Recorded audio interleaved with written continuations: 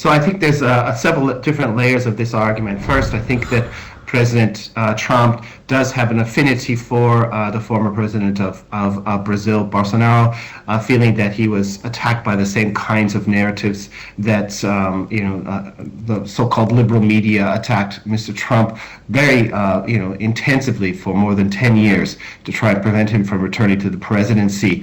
And I think that with that, he has a strong, inclination to push back against what he understands as so-called liberal politicians and liberal media attacking politicians that have a similar background and political orientation.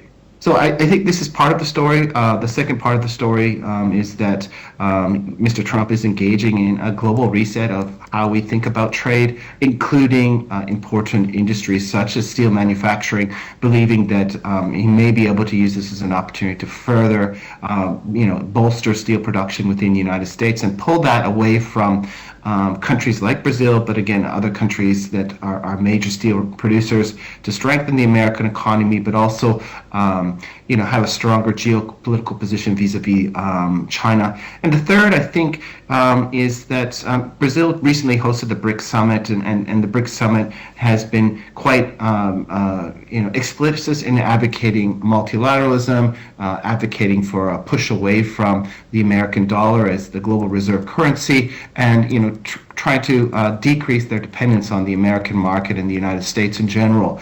And I think that the Trump administration sees this as, highly anti-American, highly anti-Trump, and of course against their interest in making America great again. So I think at these three levels we can understand that, the Trump administration does have a political side, they have an economic agenda side, and they're thinking about broad positioning of the United States in terms of a new international order where it doesn't have absolute power. It has to deal with a multipolar world in which China, perhaps the global south, perhaps Russia, perhaps Europe, are alternative hubs that make it more difficult for the United States to dominate an international order based on rule of law.